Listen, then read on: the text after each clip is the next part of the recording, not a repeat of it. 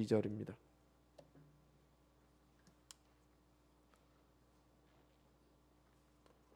룻기 4장 1절부터 12절 제가 봉독해 드리겠습니다. 보아스가 성문으로 올라가서 거기 앉아 있더니 마침 보아스가 말하던 기업 물을 자가 지나가는지라.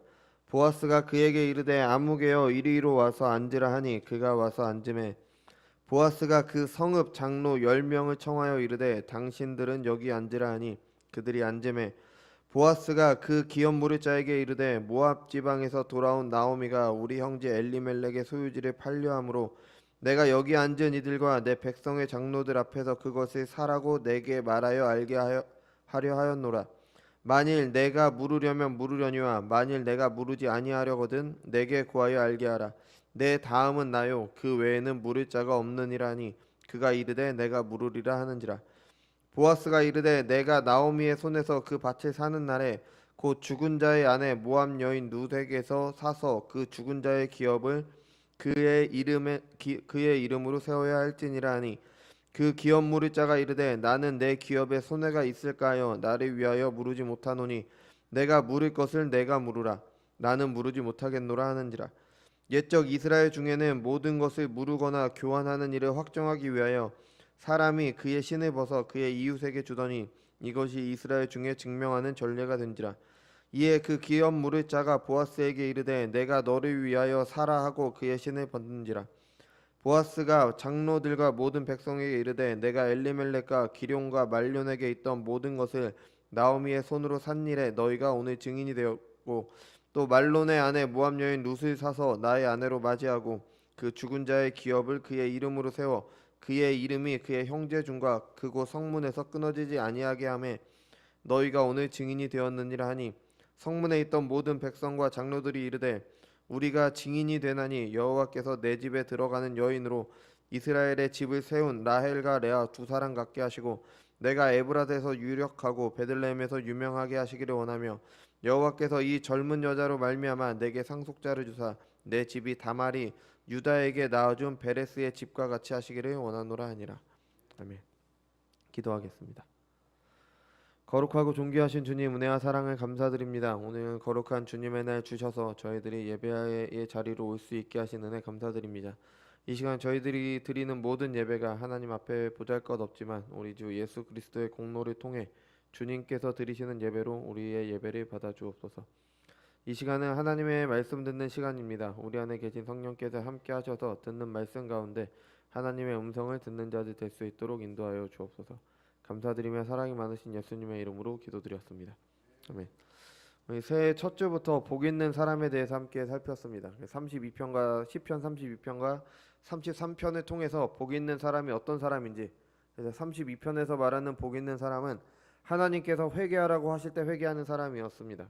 간사하게 자신까지 속이며 자신의 죄를 감추는 것이 아니라 죄를 고백하고 죄사함의 은혜를 입는 사람이 바로 복 있는 사람이었습니다. 지난주에는 33편을 통해서 죄를 고백하는 회개를 통해 죄사함의 은혜를 입은 사람이 어떠한 삶을 살아야 되는지 간단하게 말씀드리자면 하나님을 알고 하나님을 경외하는 삶, 하나님을 찬양하는 삶, 하나님께 영광 돌리는 삶을 사는 것임을 우리가 같이 살펴봤습니다. 하나님이 어떠한 분이신지를 알 때 그에 합당한 반응으로 하나님께 보일 수 있고 그리고 그것이 삶 가운데 나타나게 되는 거죠. 이것이 바로 복 있는 사람의 모습입니다.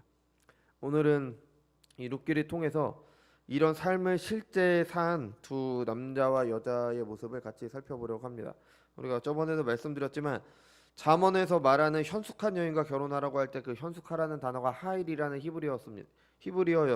그게 룻기에서는 룻을 표현할 때 현숙한 여인이다, 하일이다라고 얘기를 하고 있고 유력한 보아스라고 할 때도 하일이라는 단어를 사용하고 있습니다. 그러니까 지혜로운 룻과 보아스가 어떤 삶을 사는지를 우리에게 보여주는 게 룻기라고 그렇게 볼 수가 있습니다. 그래서 오늘 룻기의 내용은 잘 알려진 이야기입니다. 배경은 사사시대 베들레헴이죠. 그곳에 나오미라는 여인이 있었습니다. 그 여인이 엘리멜렉과 과정을 이루었습니다. 근데 그곳에 가뭄이 있었어요. 가뭄이 있어서 이제 먹을 것이 없어서 모압 땅으로 이제 갔습니다. 먹을 것이 많다는 모압 땅으로 갔죠. 그러니까 먹고 살려고 간 겁니다. 한마디로 살려고 간 거죠. 그곳에서 나오미와 엘리멜렉의 두 아들이 있었습니다. 기럯과 말론이 있었죠. 기럯과 말론이 모압 여인들 오르바와 룻이라는 여인과 결혼을 하게 됩니다. 네, 이 집에 이렇게 뭐 결혼해서 잘 사는 것 같은데 이 집에 불행이 닥치죠. 그러니까 1장 1절에서 5절을 보면요, 이 5절 안에 아주 그 불행이 신속하게 이루어집니다. 그냥 한 가정에 있던 모든 남자들이 다 죽습니다. 뭐 나오미의 남편 엘리멜렉도 죽고 두 아들들 뭐 기럯과 말론도 죽습니다. 예, 당연히 이제 세 명의 과부만 남게 됐죠. 이 세 명의 과부의 삶은 당연히 어려웠을 거예요. 뭐 지금도 어려운데 그 시대의 과부들이 사는 것은 훨씬 더 어려웠겠죠. 굉장히 어렵습니다. 그러다 이제 고향인 베들레헴에 이제 하나님께서 양식을 주셨다는 말을 듣고 이제 나오미가 고향으로 돌아오면서 룻기가 시작이 되는 거죠. 나오미의 이런 모습에 대해서는 뭐 여러 가지 견해가 있지만 저는 이거는 하나님의 징계가 분명하다고 보고 있습니다. 왜냐하면 룻기의 시대적 배경이 사사 시대잖아요, 그죠? 사사 시대는 왕이 없어서 자기 소견에 옳은 대로 행했던 아주 암울했던 시기입니다. 또 장소적 배경이 되는 것도 베들레헴이죠. 베들레헴의 그 히브리어 뜻은 빵의 집이라는 뜻이에요. 그러니까 빵의 집에서 먹을 것이 없어서 하나님의 땅을 버리고 하나님께서 주신 약속의 땅을 버리고 이방인의 땅으로 간 게 바로 룻과 아니 그 나오미와 엘리멜렉 가정입니다. 그러니까 하나님께서 이 가정 엘리멜렉의 가정의 모습은 하나님의 백성이면서도 그 백성됨의 복을 누리지 못하는 이스라엘의 모습을 사사시대 이스라엘 모습을 잘 보여주는 듯하죠. 나오미의 가정은 먹을 것을 쫓아서 모압으로 갔죠. 하지만 하나님의 약속의 땅에 머물기보다는 먹을 것을 따라갔습니다. 이것도 부정적인 모습이 강한 거죠, 그죠? 근데 또 그렇게 그러니까 살려고 간 모압 땅에서 죽음만 경험하게 됩니다. 남편들이 다 죽죠, 그죠? 그러니까 결국 아무것도 없이 텅 비어서 돌아오게 된 나오미의 모습은 분명히 하나님의 징계로 보입니다. 그래서 1장 21절을 보면은 나오미가 이렇게 말하죠. 내가 풍족하게 나갔더니 여호와께서 나를 비어 돌아오게 하셨느니라. 여호와께서 나를 징벌하셨고 전능자가 나를 괴롭게 하셨거늘 너희가 어찌 나를 나오미라 부르느냐 하니라. 아멘. 그러니까 룻기는 이처럼 텅 비게 된 여인 나오미를 채우시는 하나님의 헤세드는 인자하심이었죠. 그게 바로 룻기의 전체 주제라고 우리는 말할 수가 있습니다. 그래서 이 헤세드는 인자하심이라고 번역이 되는데 뭐 몇 번 말씀드렸지만 하나님의 인자하심이다 그러면 우리는 언약의 관점에서 생각을 해야 됩니다. 거듭되는 그의 백성들의 반역에도 불구하고 하나님께서 그의 백성들에게 언약적 신실하심을 나타내는 것, 이게 하나님의 헤세드, 하나님의 인자하심입니다. 한마디로 사람들은 하나님을 거역하지만 하나님께서는 끝까지 자신이 하신 언약을 이루시는 것, 이게 바로 하나님의 인자하심입니다. 나오미는 하나님의 약속의 땅을 버리고 떠나서 텅 비게 됐지만 하나님께서는 그 여인을 다시 하나님의 백성으로 받아주십니다. 그를 통해서 하나님의 언약을 이어가시죠. 이것은 이스라엘도 마찬가지입니다. 룻기의 시대적 배경이 사다 시대였잖아요. 그러니까 이스라엘의 모습을 우리가 확인할 수 있는 이스라엘의 모습은요, 하나님을 계속 거역을 했다는 겁니다. 사사기를 통해서 우리가 볼 수 있는 것은 민족의 영웅들, 사사들을 보는 게 아니라 그런 사사들이 있었음에도 불구하고 하나님을 거역했던 이스라엘의 모습입니다. 그리고 사사들은 하나같이 다 이상해요. 정상적인 사사가 없습니다. 좀 뭔가 다 그러니까 부정적인 모습을 다 가지고 있어요. 그게 바로 그 당시 시대의 이스라엘 모습이었던 겁니다. 뭐 왼손잡이 이상하잖아요, 그죠? 여자 사사가 되지 않 남자들이 다 비겁하니까 여자 사사를 세우셨죠. 그러니까 이런 여러 가지 다 약점들이 있습니다. 그 약점들이 바로 그리고 기드온은 믿음의 용사라고 하는데 기드온은 온통 의심만 가득했죠. 끝까지 하나님을 믿지 못했어요. 그러니까 이런 사사들의 모습은 결국 그 시대의 이스라엘 모습을 보여주고 있습니다. 그런 이스라엘의 거역에도 불구하고 하나님의 언약을 끝까지 이루시는 하나님의 인자하심, 하나님의 헤세드가 바로 이 룻기의 주제라고 그 헤세드라고 이야기를 하게 되는 겁니다. 그러니까 룻기에서는 나오미에게 하나님의 헤세드가 베풀어지는데 두 사람의 손을 통해서 베풀어집니다. 바로 보아스와 룻입니다.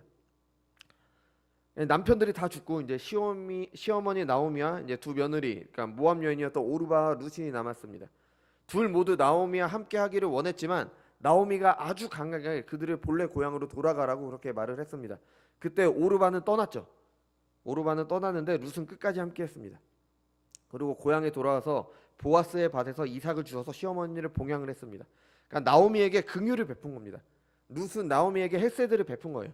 이스라엘의 율법에는 하나님께서 주신 독특한 법이 있어요. 뭐냐면 이스라엘의 각 지파별로 땅을 분배를 하셨잖아요. 근데 먹고 살기 어려워서 그 땅을 팔았을 때 가장 가까운 친척이 그 땅을 다시 사서 원래 주인에게 돌려주는 법이 있었어요. 이게 기업을 무른다. 이게 여기에 나오는 거잖아요. 고엘이라고 하고 이걸 다른 말로 하면 구속하다라고 그렇게 번역이 됩니다. 또 율법에는 또 형제 사이에 첫째가 결혼해서 아이가 없었어요. 그래 죽었어요. 그러면은 둘째가 첫째의 부인과 결혼해서 아들을 낳아서 첫째의 대를 이어주는 이런 율법이 있었습니다. 뭐 지금으로 생각하면 약간 좀 이상하긴 하지만 이런 대를 이어주는 그런 율법이 있었습니다. 이것을 이런 것들을 다 합쳐서 기업 물을 자 고엘이라고 그렇게 이야기를 하죠. 그러니까 나오미에게는 그의 가문, 그러니까 엘리멜렉의 고엘 기업 물을 자가 있었습니다. 그게 바로 유력한 친족이었던 보아스였죠. 그래서 나오미는 룻에게 무엇을 하냐면 잔칫날에 보아스의 발치에 가서 누워 있으라는 아주 이상한 그런 거래요. 그러니까 이거는 시어머니가 며느리에게 다른 남자의 침상에 가서 누워 있으라고 그런 명령을 하는 거예요. 굉장히 이상한 거죠. 그러니까 룻의 입장에서는 위험하고 굉장히 수치스러운 그런 일입니다. 그런데도 하라고 하죠. 그럼에도 불구하고 룻은 그 말에 순종합니다. 왜냐하면 기업 물을 자를 찾기 위해서. 그래서 보아스가 룻에게 이렇게 말하죠. 내 딸아 여호와께서 내게 복 주시기를 원하노라. 내가 가난하건 부하건 젊은 자를 따르지 아니하였으니 내가 베푼 인애가 처음보다 나중이 더하도다. 여기서 인애가 바로 헤세드, 그러니까 인자함입니다. 그러니까 룻이 나오미를 봉양해 온 것도 헤세드를 베푼 거지만 나오미의 말에 따라서 보아스의 발치에 누운 게 나오미에게 더 큰 헤세드를 베푼 것이다. 기업 물을 자리 찾기 위해서 그렇게 순종한 게 더 큰 헤세드를 베푼 것이다라고 그렇게 이야기를 하고 있습니다. 그리고 그 이후의 일이 바로 오늘 본문이죠. 보아스를 통해서 그 일이 그 기업 무르는 일이 어떻게 이루어지는지, 룻이 나오미에게 베푼 헤세드가 보아스를 통해서 어떻게 열매 맺게 되는지, 보아스가 어떤 헤세드를 베풀게 되는지가 바로 오늘 본문의 내용이 되겠습니다. 1절을 그러니까 오늘 1절에서 그 12절까지의 내용을 보면은 보아스가 굉장히 강조가 돼요. 보아스가 뭐를 했다. 보아스가 뭐를 했다. 이게 굉장히 강조가 되고 있습니다. 그러니까 보아스의 이름이 아주 강조가 되고 있죠. 그래서 1절에 봐도 보아스가 성문에 올라갔다는 말로 이제 시작을 합니다. 보아스가 이야기를 주도하고 있는 거죠. 보아스가 간 성문은 뭐 법적인 절차나 아니면 뭐 공적인 회의가 이루어지던 그런 장소예요. 그러니까 지금으로 말하자면 뭐 무슨 회의하는 그런 곳, 뭐 동사무소, 뭐 그런 의미, 주민센터, 뭐 그런 그 정도의 개념이 되는 겁니다. 먼저 보아스가 그곳에 앉았죠. 근데 또 마침 지나가던 가장 가까운 친족, 그러니까 그 기업 물을 자로 1순위였던 사람이 있었어요. 보아스는 2순위였고 1순위가 있었습니다. 근데 그 사람이 마침 지나가는 거예요. 그 사람 더러 이제 와서 앉으라고 그 이야기를 하고 있습니다. 그리고 10명의 장로들을 불러서 앉을 것을 요청을 했습니다. 이게 아마 10명의 장로의 수가 뭐 최소한의 공적 회의를 확정하기 위한 필요한 숫자이다. 뭐 보통 그렇게 봅니다. 그러니까 그들 모두가 성문에 앉았죠. 이게 성문에 앉았다는 게 이제 공적인 회의를 위한 준비가 모두 다 맞춰진 겁니다. 다 앉아서 이제 회의를 시작을 합니다. 보아스가 이제 가장 가까운 친족에게 기업 물을 것을 먼저 말하죠. 당신이 가장 가까운 친족으로 권리를 가지고 있으니까 기업을 물러라. 네가 물리면 그냥 물르도록 하겠다. 엘리멜렉 가문에게 주어진 땅을 사라는 의미입니다. 그죠? 이 사람이 처음에 물으겠다고 했죠. 내가 그 땅을 사겠다. 보아스가 다시 말하죠. 땅을 살 뿐 아니라 죽은 자의 아내인 룻도 아내로 삼아야 된다라고 이야기한다. 뭐 5절을 보면은 죽은 자의 아내 모압 여인 룻에게서 사서라고 번역이 되어 있는데 이것보다는 룻을 사라는 말이 조금 더 맞습니다. 그래서 아내로 맞이해야 된다라는 그런 의미가 되는 거죠. 그러니까 룻을 맞이해서 아들을 낳아서 엘리멜렉 가문의 대를 이어줘야 된다. 그런 의미가 됩니다. 보아스가 이렇게 말하자 기업 물을 권리가 있는 사람은 거절을 합니다. 그래서 결국 보아스가 공적으로 이제 공적인 회의에서 이제 기업 물을 자로 확정이 되는 거죠. 뭐 이 시대는 문서나 뭐 사인이나 그런 게 없었잖아요. 그러니까 7절에서 말하는 것처럼 신발을 벗어주는 것으로 이렇게 확정을 지었고, 또 9절에서 10절에 보면요, 보아스가 그 자리에 함께했던 장로들과 백성들에게 너희가 증인이 되어라라고 요청을 합니다. 이게 히브리어 구절을 보면은 9절에서 10절에서 보아스의 말의 시작과 끝이 너희가 증인이다입니다. 너희가 증인이다 뭐라 얘기하고 너희가 증인이다 이렇게 끝이 나요. 그러니까 결국 보아스는 너희가 증인이 되라고 그렇게 이야기를 한 거죠. 그러니까 우리는 뭐 공증한다고 하잖아요. 근데 이 시대에는 그런 게 없으니까 이렇게 공적인 회의에서 증인이 되는 게 이게 공증의 절차가 끝나게 되는 겁니다. 그러니까 확증이 되는 거죠. 일련의 과정을 보면은 보아스가 아주 현명하고 지혜롭게 일을 잘 처리를 했습니다. 그러니까 유력한 보아스라는 게 아주 잘 어울리는 그런 모습입니다. 근데 회의 진행도 아주 적절했죠. 근데 이렇게만 보면은 이제 유력자로 불렸던 보아스가 얼마나 유능했는지를 보여주는 이야기 정도로 우리가 보겠지만, 그것보다 더 중요한 계시가 있습니다. 뭐 다른 것들도 있겠지만 오늘은 보아스보다 더 기업 무리자로 가까웠던 그 사람이 있었잖아요. 그 1순위였던 그 친족. 4장 1절을 보면은 보아스는 그 사람을 아무개라고 부릅니다. 아무개. 그죠? 이 번역이 아주 굉장히 적절한 것 같아요. 굉장히 번역이 잘 됐습니다. 보아스는 분명히 이 사람의 이름을 알고 있었습니다. 자기 친족으로 기업 무리자가 될 사람이 있다라는 걸 3장에서 이야기를 했어요. 그러니까 이 사람에 대해서 충분히 알고 있었습니다. 그러니까 이 사람을 보아스가 직접 아무개라고 불렀을 리는 없어요. 실제 보아스는 그 이름을 불렀을 겁니다. 근데 이 룻기 저자는 보아스 그 사람의 이름이 아니라 아무개라고 불렀습니다. 이 아무개라고 번역된 히브리어는 보통 이름을 부를 필요가 없을 경우에 사용되는 단어입니다.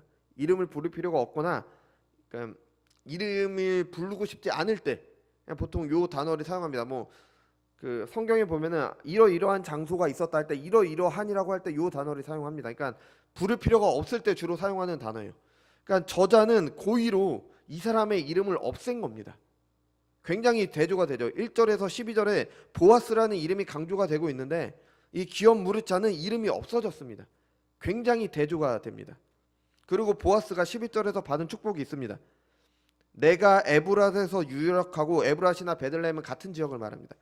베들레헴에서 유명하게 되게, 유명하라는 건 이름이 선언된다는 의미입니다. 그러니까 보아스의 이름은 선언되는데 이 기업 무리 친족의 1순위였던 요 사람의 이름은 없어진 겁니다. 아주 엄청나게 아주 잘 대조가 되죠. 그 차이는 딱 하나예요. 본문에서 나오는 그 차이, 뭐 다른 차이는 우리가 모르니까 본문에서 말하는 차이는 뭐냐? 기업 물을 자의 의무를 행했느냐 행하지 않았느냐. 그 차이가 이 둘의 이런 모습을 보여주는 거죠. 한 사람은 이름이 없어졌고요, 한 사람은 이름이 높아졌습니다. 그죠? 사실 이 차이는요 룻기에 처음부터 나와요. 아까 말씀드렸던 대로 나오미에게는 2명의 며느리가 있었어요. 둘 다 고향으로 돌아가라고 했을 때 둘 다 안 간다고 했어요. 처음에는 오르바나 룻 모두 안 간다고 했습니다. 근데 그 나오미가 계속 강하게 얘기하자 오르바는 돌아갔죠. 근데 룻은 남았습니다. 오르바가 나쁜 사람입니까? 여러분이 생각하시기에 그 돌아갔던 오르바가 나쁜 사람일까요? 나쁜 사람이 아닙니다. 아니, 안 가겠다고 했어요 처음에는. 근데 시어머니가 하도 가라고 하니까 간 겁니다. 오히려 룻이 이상합니다. 룻이 과하게 한 거예요. 과하게. 오르바는 보통 사람들의 모습이고요, 룻이 과하게 한 겁니다. 오르바도 꽤 괜찮은 사람이었던 거죠. 이 아무개, 오늘 본문에 그 4장에 나오는 아무개도 그랬어요. 아무개도 처음에는 기업을 물으려고 했어요. 기업을 물으려고 했는데 룻까지 아내로 맞아서 대를 이어줘야 된다는 말에 포기를 하는 거죠. 그죠? 여기서 6절에서 그 사람이 무르지 못한다라고 말하는 건데, 이 사람이 뭐라고 말한 거냐면, 그러니까 히브리어를 보면은 내가 기업을 물을 능력이 없다라고 이야기를 한 겁니다. 내가 할 수 없다. 기업을 무르지 않겠다가 아니라 내가 기업 물을 능력이 없다라고 이야기를 한 거예요. 왜냐하면 자기 기업에 손해가 올까봐. 그러니까 만약에 룻이 없다면은, 그냥 룻이 없고 그냥 땅만 사야 된다면 자기 재산을 늘리는 거잖아요. 땅을 사서 자기 재산을 늘리는 거니까 기업에 이익이 됐겠죠. 근데 룻까지 부인으로 맞아서 태어난 아들을 엘리멜렉 가문에게 다시 줘갖고 대를 이어야 된다. 그러면 그 아들이 다시 갈 때 자기가 샀던 요 땅도 돌려줘야 되는 겁니다. 그 가문이 계속돼야 되는 거니까. 땅을 샀다가 그냥 돌려줘야 되는 거예요. 그것도 이상하고, 죽은 자의 아내로 맞아야 되고, 그 아내로 맞는 것도 이상한데 아들을 낳으면은 그 다른 사람의 가문에 대를 이어줘야 되는 거예요. 굉장히 이상한 일이 되는 거죠. 그러니까 나한테 굉장히 손해가 있는 겁니다. 아니, 누가 생각을 해보세요. 누가 아무리 가장 가까운 가족이라고 해도 내가 그 사람의 땅을 대신 사주진 않잖아요. 내 땅을 살려면 사지, 내가 그 땅을 사서 이 가족에게 돌려주고 내 아들을 그 사람에게 줄 리가 없잖아요. 너무 당연한 거잖아요. 그러니까 여차여차, 그리고 게다가 뭐 나옴이랑 룻도 봉양해야 되지, 그 아이가 태어나면 아이가 클 때까지 잘 이렇게 돌봐줘야 되지, 이런 거 다 여차여차 따다 보니까 손해가 큰 겁니다. 그러니까 감당할 수 없으니까 내가 기업 물을 능력이 안 된다라고 이야기하면, 내가 능력이 안 되니까 네가 물려라, 이렇게 이야기를 한 거죠. 아마 우리도 그럴 겁니다. 우리도 당연히 아무개처럼 반응을 하겠죠. 여차여차 따다 보니까 안 되겠으니까 우리가 오르바처럼 한다고 해도 충분히 이해할 만합니다. 하지만 룻과 보아스의 헤세드를 통해 계시되는 하나님의 헤세드는 그 정도가 아니었습니다. 룻과 보아스가 보여준 헤세드는요, 기꺼이 자신의 손해를 감수하면서 베푸는 헤세드입니다. 아니, 그 아무개의 기업에 손해가 간다면 보아스가 기업을 물을 때 보아스의 기업에도 손해가 갈 거예요. 그 피해가 똑같이 갈 겁니다. 근데 기꺼이 보아스는 그 손해를 감수했습니다. 이 아무개와 보아스의 차이인 겁니다. 아무개는 세상 원리를 따라서 계산하고 행동했다면 보아스는 하나님의 율법에 따라서 이 율법의 요구를 이루는 것을 판단하고 행동을 한 겁니다. 이거는 율법을 이루는 거였으니까요. 이렇게까지 또 말씀드리면 룻기의 이야기를 룻과 보아스처럼 손해를 감수하면서라도 다른 사람을 돕는 사람이 되자. 당연히 이래야 되죠. 근데 이것만을 위한 계시는 아닙니다. 물론 그 전 신자들은 이렇게 살아야겠지만 그 전에 우리가 받은 은혜가 먼저 계시가 됩니다. 룻기의 이야기는 분명히 예수님을 향하고 있습니다. 룻기의 이야기의 마지막을 보면은 다윗으로 가는 족보가 나옵니다. 그죠? 결국엔 다윗으로 이어지죠. 보아스를 낳고 보아스는 오벳을 낳고 오벳은 이새를 낳고 이새는 다윗을 낳았다. 그러니까 이스라엘의 왕이 없어서 각기 소견에 오른 대로 살았던, 한마디로 지 마음대로 살았던 그 암울했던 텅 빈 시기, 사사시대가 끝나고 하나님께서 주시는 왕, 다윗 왕의 시기로 이어지는 그 소망으로 이어지는 길목에 룻기가 있는 겁니다. 그리고 당연히 그 다윗 왕은 참된 왕으로 오시는 예수님으로 이어지게 되는 거죠. 룻기가 보여주는 헤세드는요, 예수님을 통해 우리에게 보여주신 하나님의 언약적 신실함을 가장 잘 보여주고 있습니다. 하나님께서 택하신 자들을 구원하시기 위해 보내신 궁극적인 소망 되신 예수님까지도 사람들은 거절했습니다. 사람들은 늘 하나님을 거역했습니다. 계속해서 하나님을 거역했어요. 그 마지막 소망으로 오신 예수님까지도 사람들은 거절했습니다. 그래서 예수님이 십자가에 달려 못 박아 죽였잖아요. 당시 왕은 자신 말고도 유대인의 왕이 있다는 말에 예수님을 죽이려고 했습니다. 종교 지도자들, 하나님께서 주신 계시를 연구하고 그것들을 자신의 권위대로 삼았던 종교 지도자들은 예수님을 통해 자신들의 위치가 위협받자 예수님을 거절했습니다. 백성들도 마찬가지입니다. 예수님께서 예수님의 가르침에 놀라고 그가 행하신 표적을 보고 그를 따르기도 했습니다. 그런데 그들이 믿었던 예수님은 그들 생각대로의 메시아였습니다. 죄와 사막이라는 그들의 궁극적인 문제를 보지 못하고 당장 눈앞의 것들, 우리가 이렇게 로마에 지배받고 있는데 거기서 우리를 벗어나게 해줄 왕, 그 왕으로서의 예수님을 봤습니다. 그러니까 종교 지도자들에게 성동을 당해서 예수님을 죽이게 되는 거죠. 아니, 바라바를 죽이라고, 바라바랑 예수 중에 누구를 살릴 거냐? 바라바를 살리고 예수를 죽여라. 이게 군중들이 했던 말이잖아요. 그 어떤 사본에 보면은 바라바의 이름도 예수입니다. 그러니까 바라바라 하는 예수를 살릴 거냐, 아니면 너희가 예수 그리스도를 살릴 거냐. 그러니까 예수라는 이름은 구원자라는 뜻이잖아요. 그러니까 너희들이 바라는 그 거짓 구원자 바라바라는 예수를 살릴 거냐, 아니면 하나님께서 보내신 예수 그리스도를 살릴 거냐. 사람들은 바라바 예수를 살린 겁니다. 왜냐하면 종교자들이 약속하는, 그들이 줄 수 있는 것들이 더 좋아 보였기 때문에. 예수님께서 십자가에 달리셨을 때 그 자리에 있던 모든 사람들이 예수님을 버렸습니다. 예수님을 조롱했죠. 예수님의 제자들도 버리고 떠났고, 네가 하나님의 아들이라면 내려와 봐라. 그럼 내가 믿겠다.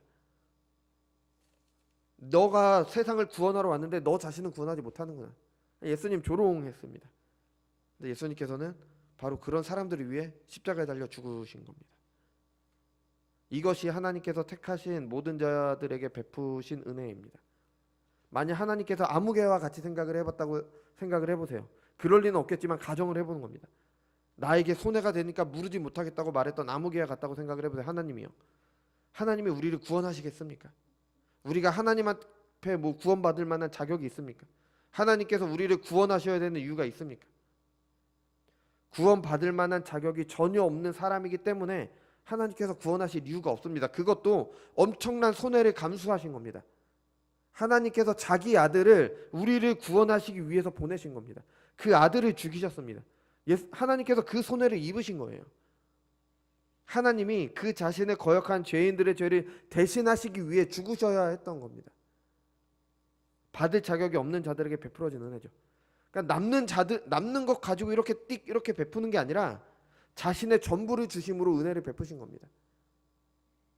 보아스가 기꺼이 자신의 손해를 감수하고 기업 무르자의 의무를 한 것처럼 룻이 기꺼이 자기의 인생을 포기하고 시어머니 나오미를 봉양한 것처럼 그 여인으로서 수치되는 그것을 포기하고 보아스의 발치에 가서 누운 것처럼 자기 손해를 감수하고 헤세드를 베푸신 겁니다. 이것이 신자들에게 베풀어진 은혜입니다. 이것이 보아스가 아무개와 달리 베푼 그 헤세드를 통해서 계시된 신자들이 받은 은혜입니다. 이런 은혜를 입은 신자들의 삶은 어떠해야 됩니까? 마땅히 그 은혜에 반응해야 되는 겁니다. 자신을 내어주심으로 우리를 구원하신 그 하나님의 은혜에 감사해야 합니다. 그 감사가 하나님의 말씀에 순종이라는 것으로 드러나야 되는 겁니다. 그리고 그 순종하는 삶은 당연히 희생을 요구합니다. 순종은 희생이 필요합니다. 이건 너무 당연한 겁니다. 하나님의 말씀대로 사는 것은 내 것을 포기하는 겁니다. 내 뜻이 아니라 하나님의 뜻에 따르는 것이기 때문에. 아무개는 그게 싫었죠. 내가 손해 입는 게 싫었잖아요. 그래서 그걸 거절했습니다. 하지만 보아스는 아니었죠. 보아스가 룻이 마음에 들어서 아내로 삼고 싶어서 손해를 감수했다라고는 말할 수가 없어요. 왜냐하면 보아스는 유력한 사람이고 룻은 힘이 없는 여인이었습니다. 그냥 공적인 회의를 거치지 않고 그냥 모르게 그냥 그렇게 아내로 취해버렸으면 됐습니다. 그죠? 근데 본문은 그렇게 말하지 않죠. 하나님께서 정하신 의무를 다한 겁니다. 그러니까 유력자였던 보아스가 뭐가 아쉬워서 모압 여인, 그것도 죽은 자의 아내를 얻으려고 했겠습니까? 손해를 보면서도 보아스는 그 의무를 다한 겁니다. 이것이 하나님의 은혜를 입은 사람들의 모습입니다. 룻기는 그것을 약자가 돕는 것으로 설명을 했죠. 그러니까 신자들은요, 하나님께서 자신을 버리심으로 우리를 구원하신 그 은혜를 입은 신자들은 이기적으로 살지 않으면 되는 게 아닙니다. 이거 여전도 독서할 때 나왔죠. 내가 다른 사람에게 피해만 주지 않으면 되는 게 아닙니다. 우리는 내가 손해를 입더라도 다른 사람을 도와야 되는 겁니다. 이게 신자들의 삶의 모습인 거예요. 내가 다른 사람에게 피해를 주지 않았다, 신자들의 삶이 끝났다, 그게 아닌 겁니다. 적극적으로 내가 손해를 보더라도 다른 사람을 돕는 겁니다. 하나님께서 주신 모든 율법을 지키는 것도 마찬가지입니다. 하지 말라고 하신 명령이 있죠. 그럼 내가 그것을 하지 않는다고 그게 끝이 아닌 거예요. 그러니까 예를 들면 살인하지 말라는 계명이 있잖아요. 이 계명 안에는 다른 사람의 생명을 해치는 모든 행위를 하지 말아야 된다. 욕도 하면 안 되니까 해치는 모든 것을 하지 말아야 된다라는 의무가 담겨 있지만 그와 함께 적극적인 의무도 있는 겁니다. 다른 사람의 생명을 보호하기 위해서 내가 해야 된다는 의무도 포함이 돼 있어요. 근데 그걸 행할 때는 당연히 나한테 손해가 있을 수밖에 없어요. 그럼 그 손해를 감수하고 하는 겁니다. 왜? 내가 그 은혜를 받았기 때문에. 하나님께서 자신의 손해를 감수하고 내게 베푸시는 은혜를 받았기 때문에 나는 그렇게 베풀어야 되는 겁니다. 그게 신자의 삶의 모습인 겁니다. 현재 교회들의 모습은 어떻습니까? 아니, 우리의 모습은 어떻습니까? 하나님의 말씀을 지키기 위해, 하나님의 뜻대로 살기 위해 눈에 보이는 것들에 대한 손해를 기꺼이 감수하는 모습이 있습니까? 아니겠죠. 오히려 반대겠죠. 눈앞에 보이는 것을 얻기 위해 하나님을 희생시키는 게 바로 우리의 모습 아닙니까? 그게 하나님께서 주신 그 자신을 내어주신, 자신을 희생하신 사랑에 반응하는 우리의 모습 아닙니까? 한 가지 예로, 다른 사람을 돌보기 위해 자신의 것을 포기하는 모습이 있습니까? 모든 섬김에는 희생이 들어갈 수밖에 없습니다. 여러분, 교회를 섬기는 것이나 아니면 다른 사람을 돕는 것은 내가 희생해야지 섬길 수가 있어요. 내 시간 드려야 되죠. 물질 드려야 되죠. 힘 드려야 되죠. 재능이나 그것을 희생해서 섬기는 겁니다. 그 모든 것이 하나님을 섬기는 것이라고, 하나님께서 결국에는 따지고 보면 결국엔 다 하나님께서 주신 거예요. 내게 있는 모든 게 다 하나님께서 주신 것이기 때문에 따지고 보면 희생이라고 말할 수도 없는 거지만 겉으로 볼 때는 분명히 희생하는 모습이 있어야 됩니다. 다른 사람을 돕는 것도 마찬가지죠. 정말 하나님의 말씀대로 그렇게 도우려면 나의 것을 희생하게 되는 겁니다. 우리 시대는 점점 과거보다 남을 돕기가 힘든 세상이 됐죠. 함부로 도왔다간 잘못 이렇게 꼬이는 경우가 더 많이 있습니다. 그죠? 하지만 그럼에도 신자들은 마땅히 베풀어야 되는 겁니다. 받은 사랑이 있기 때문에. 받은 헤세드가 있기 때문에. 하나님의 말씀대로 사는 것도 마찬가지입니다. 세상의 눈으로 볼 때는 점점 어리석어 보이고 왜 그렇게까지 하냐? 왜 네가 네 시간 들이고 네 재물 들이고 네 재능 들여서 왜 굳이 그렇게 교회에 가서 그렇게 하느냐? 신자라면 마땅히 그렇게 하는 겁니다. 하나님을 섬기기 위해서 우리가 받은 사랑이 바로 그거기 때문에. 교회 안에는요, 자기 시간 들여서, 자기 돈 들여서, 자기 것 들여서 교회를 섬기는, 공동체를 섬기는 분들이 계십니다.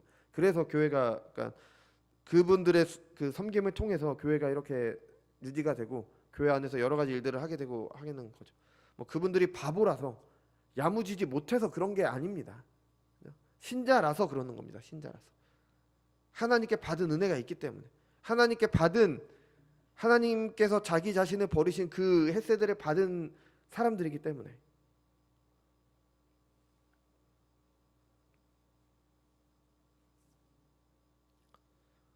그게 바로 신자로서 하나님을 섬기는 겁니다. 그리고 교회 밖에서도 우리는 그런 삶의 모습이 있어야 되는 겁니다. 다른 사람들이 왜 그렇게 사냐고 할 정도로 남을 도우면서 사시는 분들이 계십니다. 교회를 안 다니시는 분들 가운데 또 그러신 분들이 계시죠. 사람들이 이렇게 말하죠. 자기 하나 제대로 간수 못하면서 무슨 남을 돕는다고 하냐. 그게 아니라는 겁니다.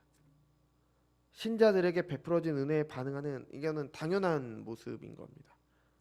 여러분, 신자들은요, 예수님께서는 우리를 빛과 소금이라고 하셨어요. 빛과 소금. 소금은 짠맛을 내는 거잖아요. 하나님의 백성으로 하나님께 영광 돌리는 삶이라는 짠맛을 세상에 줄 수 있는 유일한 공동체가 바로 교회입니다. 소금은 짠맛을 잃어버리면 어떻게 됩니까? 길가에 내버려져 밟히게 되는 겁니다. 교회가 내야 되는 짠맛, 하나님의 영광 들리는 일, 하나님께 순종하는 삶이 얼마나 아름다운 공동체를 이루는 것이고 그 삶이 얼마나 영광스러운 삶임을 나타내는 것을 그만둔다면 짠맛을 잃어버리는 겁니다. 하나님의 놀라운 은혜를 받은 신자가 그 은혜에 합당한 삶을 살며 그 빛이 세상에 비추지 않는다면 짠맛을 잃어버리는 겁니다. 오늘 우리가 룻기에서 본 것처럼 내 손해를 감수하고 다른 사람을 돕거나 하나님을 섬기지 않으면 짠맛을 잃어버리는 겁니다. 그럼 어떻게 됩니까? 길가에 버려져 밟힐 뿐입니다. 교회가 세상으로부터 지탄을 받고 있잖아요. 바로 밟히고 있는 모습 아니겠습니까? 하나님께 헤세드를 받은 사람으로 아무개처럼 세상의 이익을 쫓아 세상의 방식으로 산다면 짠맛을 잃어버리게 됩니다. 오르바처럼 사람들이 생각하는 상식선에서만 하나님을 섬기거나 순종하려 한다면 세상과 똑같습니다. 그리스도인만의 독특한 짠맛을 내는 소금이 아니라 짠맛을 잃은 소금이 되는 겁니다. 쓸모 없어진 소금은 길가에 버려집니다. 자신에게 손해가 될까? 룻과 나오미를 외면하고 기업 물을 자의 의무를 다하지 않은 사람, 죽은 자의 이름을 잊도록 하지 않았던 그 사람은 그 자신의 이름을 잃어버렸습니다. 이 사람의 모습이 지혜자의 삶이면 복 있는 사람의 삶이겠습니까? 당연히 우리 힘으로는 그렇게 살 수 없습니다. 사람은 그렇게 살 수 있는 존재가 아닙니다. 우리만 봐도 그렇잖아요. 우리가 내 손해를 감수하고 다른 사람을 돕는 건 쉽지 않은 일입니다. 하나님께서 우리에게 베풀어 주신 헤세드를 경험할 때 이렇게 살게 되는 겁니다. 보아스를 통해 나오미를 채우신 분은 결국 하나님이셨습니다. 보아스가 성문에 앉았을 때 마침 아무개가 성문을 지나갔다라고 히브리어가 그렇게 되어 있고요. 하나님의 섭리에 대해서 이야기를 해주고 있는 겁니다. 또 11절과 12절의 축복의 내용을 보면요, 축복의 내용이 보아스와 룻이 이러이러해서 축복을 받아라 그게 아니라 하나님께서 그렇게 해주시기를 원한다라고 되어 있습니다. 하나님께서 축복해 주시길 바라는 겁니다. 그러니까 일방적으로 베풀어지는 은혜, 우리는 끊임없이 하나님을 거역하지만 그럼에도 우리에게 베풀어지는 은혜를 경험할 때 우리는 세상의 소금으로 살아가게 되는 겁니다. 세상에 이런 사랑은 다시 없습니다. 세상의 상식으로 도저히 이해가 되지 않는 사랑입니다. 세상에 이런 신이 어디 있습니까? 자신을 거역한 피조물을 위해 스스로 그와 같은 존재가 돼서 자기 목숨을 내어주었습니다. 하나님의 거역한 죄의 대가를 사람들에게서 찾지 않으시고 스스로 사람이 되어서 그 값을 대신 치르셨습니다. 세상에 이런 사랑이 어디 있습니까? 그 사랑이 어떤지, 우리에게 베풀어진 은혜가 무엇인지 알고 또 마음 깊이 그것을 느낄 때 우리는 비로소 세상의 소금으로 살아가게 되는 겁니다. 우리 마지막으로 에스겔 33장 한번 찾아보겠습니다. 에스겔 33장 30절에서 33절입니다.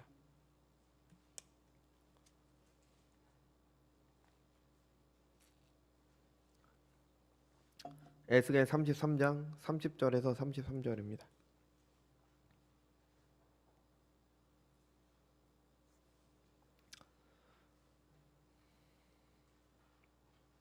에스겔 33장 30절에서 33절입니다.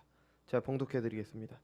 인자야, 내 민족이 담 곁에서와 진문에서 너에 대하여 말하며 각각 그 형제와 더불어 말하여 이르기를, 자 가서 여호와께로부터 무슨 말씀이 나오는가 들어보자 하고 백성이 모이는 것 같이 내게 나오며 내 백성처럼 내 앞에 앉아서 내 말을 들으나 그대로 행하지 아니하니 이는 그 입으로는 사랑을 나타내어도 그 마음으로는 이익을 따름이라.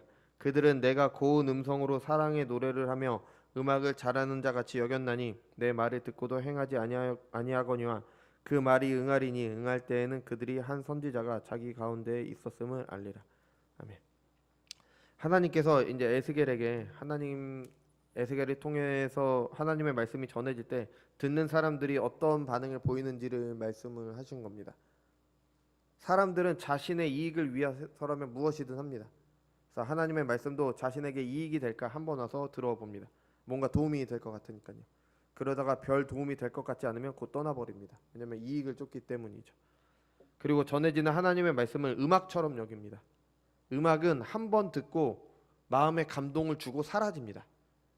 계속 남아있질 않습니다. 그냥 한번 듣고 아 좋다 그냥 요 정도 도움이 되지 않는다고 생각하기 때문에 그렇게 음악처럼 여기고 믿고 따라야 할 것으로 여기지 않습니다. 여러분, 저는 여러분이 전해지는 하나님의 말씀에 이렇게 반응하지 않기를 바랍니다. 잘못된 모습입니다. 한번 듣고 흘려버릴 그런 말씀이 아닙니다. 제가 대단해서 제 지혜를 전하는 게 아닙니다. 저에게서 나온 게 아니라 하나님의 말씀에서 나온 겁니다. 세상 똑똑한 것처럼 행동한 아무개의 모습을 보시기 바랍니다. 자신의 계산으로, 자신의 판단으로 땅을 사는 건 이득이었지만 룻과 결혼하는 것은 이익이 되지 않자 그것을 하지 않았습니다. 그런데 보아스를 축복하는 12절, 우리 본문 12절은 여호와께서 이 젊은 여자로 말미암아 내게 상속자를 주사 내 집이 다말이 유다에게 낳아준 베레스의 집과 같이 하시기를 원하노라 하니라.